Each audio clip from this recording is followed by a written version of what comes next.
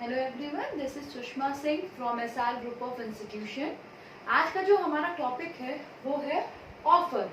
तो last video में हमने डिस्कस किया था essential element of a valid contract, और उससे पहले हमने डिस्कस किया था कि कॉन्ट्रैक्ट एक्ट किस सेक्शन में आया, किस ईयर में आया और वो क्या होता है। तो फर्स्ट एसेंशियल एलिमेंट हमने डिस्कस किया था ऑफर एंड एक्सेप्टेंस। उसमें ये बताया गया था कि बिना ऑफर और बिना एक्सेप्टेंस के कोई भी कॉन्ट्रैक्ट पॉसिबल नहीं है, और वो ऑफर और वो एक्सेप्टेंस हमेशा लॉफुल होने चाहिए। तो अब ये जितने भी 10 एसेंशियल एलिमेंट हमने पढ़े थे essential element of a valid contract में, इन्हीं एसेंशियल एलिमेंट्स को अलग अलग करके हम अब डिटेल में पढ़ेंगे। तो फर्स्ट पॉइंट जो आज का हमारा टॉपिक है वो है ऑफर। ऑफर को हम प्रपोजल भी कहते हैं। ये आया था सेक्शन 2A में। ऑफर का मतलब क्या कि कोई पार्टी किसी दूसरी पार्टी के लिए कोई प्रपोजल रेडी करे, कोई प्रस्ताव दे। जब तक कोई प्रपोजल नहीं दिया जाएगा सामने वाली पार्टी को, तब तक कोई दूसरी पार्टी उस प्रपोजल को एक्सेप्ट नहीं कर सकती, और विदाउट ऑफर और विदाउट एक्सेप्टेंस आपका कॉन्ट्रैक्ट पॉसिबल नहीं है। इसीलिए ऑफर आपका इसेंशियल एलिमेंट बना भी था। तो ये याद रखने वाली बात है कि आपका ऑफर किस सेक्शन में आया है, ये जरूर नोट कर लीजिए आप सभी बच्चे। ऑफर जो है वो सेक्शन 2A में आया है। ऑफर में दो पार्टीज होती हैं, फर्स्ट है ऑफरर और सेकंड है offeree.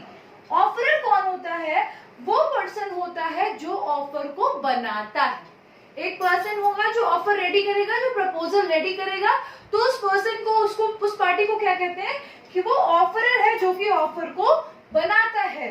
The person who makes the offer. और सेकेंड पार्टी जो होती है वो होती है ऑफरी।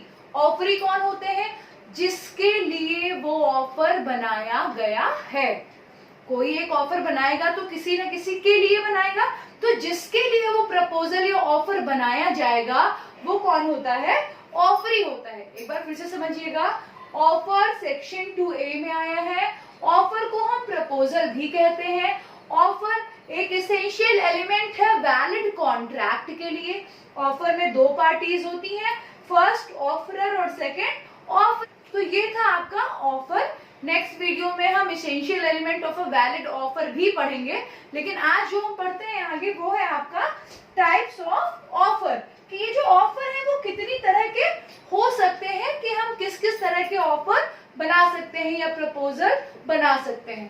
फर्स्ट पॉइंट है जनरल ऑफर। नाम से समझ में आ रहा है जनरल ऑफर है, यानी ये सभी के लिए जनरल ऑफर है, जो चाहे वो इस ऑफर को एक्सेप्ट कर सकता है। फॉर एग्जाम्पल, आपकी क्लास में अगर हम लोग पढ़ाते हैं तो वही बेसिक एग्जाम्पल लेते हैं कि मैं क्लास में आऊं और एक जनरल ऑफर दूं कि जिस भी बच्चे ने ये असाइनमेंट पूरा किया, जो मैंने असाइनमेंट दिया होगा आपको, सपोज ये असाइनमेंट जिस भी बच्चे ने पूरा किया उसको इंटरनल में +2 मार्क्स मिलेंगे मेरे सब्जेक्ट में। तो ये जो +2 मार्क्स मिलेंगे मेरे सब्जेक्ट में, जो मैंने आपको ऑफर दिया, ये मैंने किसी पर्टिकुलर बच्चे के लिए नहीं दिया कि जिसने 80% स्कोर किया था सिर्फ वही इस ऑफर को एक्सेप्ट कर सकता है, या जिसने 70% स्कोर किया था सिर्फ वही इस ऑफर को एक्सेप्ट कर सकता है। मैंने क्या बोला? जो भी स्टूडेंट इस क्लास में बैठे, जो भी मेरी बात सुन रहे हैं, उनमें से जो भी स्टूडेंट इस असाइनमेंट को टाइमली कंप्लीट करेगा उसको मेरे सब्जेक्ट में +2 मार्क्स इंटरनल में मिलेंगे। तो ये कैसा ऑफर बन गया? एक जनरल ऑफर बन गया जो कि सभी के लिए था, और जो चाहे उसको एक्सेप्ट कर सकता है। तो ये कौन सा ऑफर है? जनरल ऑफर है। सेकेंड है स्पेसिफिक ऑफर। स्पेसिफिक वर्ड से क्लियर है। स्पेसिफिक यानी सेलेक्टेड लोगों के लिए, चुने हुए लोगों के लिए। अगर एक क्लास है, 60 स्टूडेंट इसमें बैठे हुए हैं, उसमें से कोई 5 स्टूडेंट मैं सेलेक्ट करूं और सिर्फ उन 5 बच्चों को कोई मैं ऑफर दूं। सपोज मैंने 5 बच्चे सेलेक्ट किए और एक ग्रुप बनाया और मैंने कहा सिर्फ यही ग्रुप प्रेजेंटेशन देगा, तो मैंने प्रेजेंटेशन देने का ऑफर सिर्फ उन्हीं 5 बच्चों को दिया। तो ये सिर्फ उन 5 बच्चों के लिए ऑफर बनाया गया। तो ये कैसा ऑफर हो गया? स्पेसिफिक ऑफर हो गया। इसका क्या मतलब होता है, एक बार फिर से समझिएगा।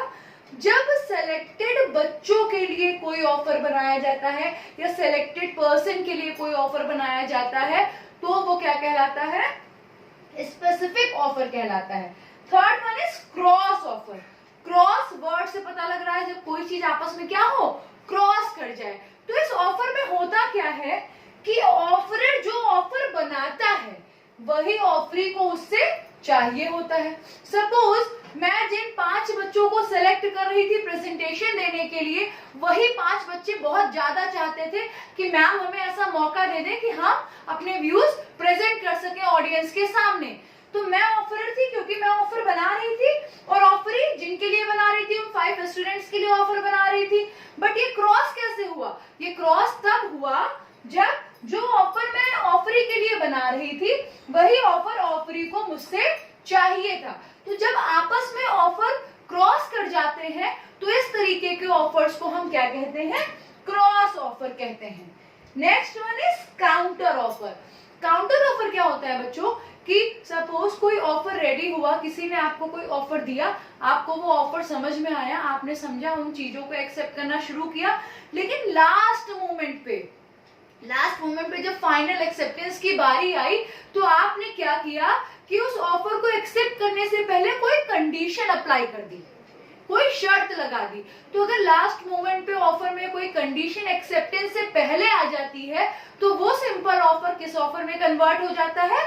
काउंटर ऑफर में कन्वर्ट हो जाता है। सपोज कि किसी शॉप पे गए हम, उसने बहुत से डिस्काउंट बताए, बहुत से कपड़े हमें दिखाए, हमें समझ में आ गया, हमने 10,000 रुपए के अलग अलग कपड़े सारे कलेक्ट कर लिए और बैग में पैक करा लिया।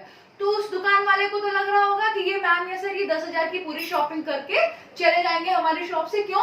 क्योंकि हमने उनको सेटिस्फाई किया है, वो हमारी सर्विस से खुश है, उन्हें कपड़े समझ में आ गए हैं, पसंद आ गए हैं, वो ले लेंगे।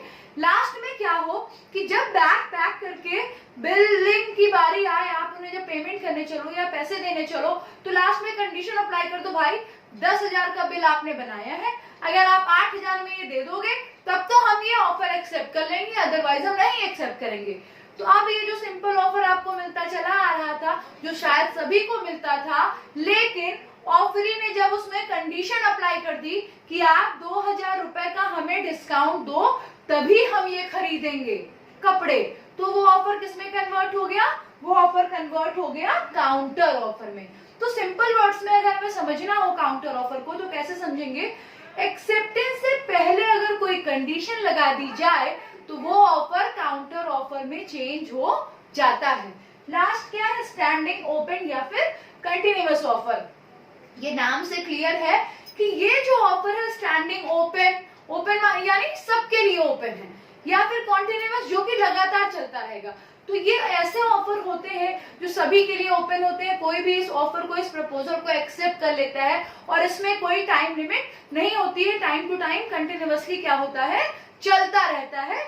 यही डिफरेंस होता है जनरल और स्टैंडिंग ऑफर में कि इसमें टाइम लिमिट होती है और यहाँ पे टाइम लिमिट नहीं होती है। यानी जनरल ऑफर में आपको टाइम लिमिट एक दी जाएगी और स्टैंडिंग ओपन या कंटिन्यूअस ऑफर में आपको कोई टाइम लिमिट नहीं दी जाएगी। तो ये 5 तरह के ऑफर थे जो आप बना सकते हो। एक बार हम फिर से सारी चीजें रिवाइज कर लेते हैं।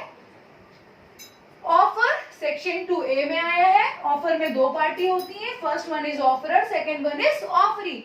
ऑफरर वो होता है जो ऑफर को बनाता है, ऑफरी वो होता है जो जिसके लिए वो ऑफर बनाया जाता है। फिर ऑफर 5 तरह के होते हैं। First one is general offer. General offer सभी के लिए होता है, इसे कोई भी एक्सेप्ट कर सकता है, इसमें टाइम लिमिट होती है। स्पेसिफिक ऑफर सिलेक्टेड लोगों के लिए ऑफर बनाया जाता है। क्रॉस ऑफर में ऑफरर जो ऑफरी के लिए ऑफर बनाता है वही ऑफरी को भी ऑफरर से चाहिए होता है। इट मींस आपस में ऑफर क्रॉस कर जाते हैं तो वो क्रॉस ऑफर बन जाता है। काउंटर ऑफर वो होते हैं जब एक्सेप्टेंस से पहले कोई कंडीशन अप्लाई कर दी जाती है तो वो ऑफर काउंटर ऑफर बन जाता है। स्टैंडिंग ओपन और कॉन्टिन्यूअस ऑफर क्या होता है? ये ऑफर भी सभी के लिए होता है और ये लगातार चलता रहता है। मैं उम्मीद करती हूँ कि आपको ऑफर और टाइप्स ऑफ ऑफर समझ में आए होंगे। नेक्स्ट लेक्चर में हम डिस्कस करेंगे एक्सेप्टेंस के बारे में कि वो क्या होता है। Thank you so much.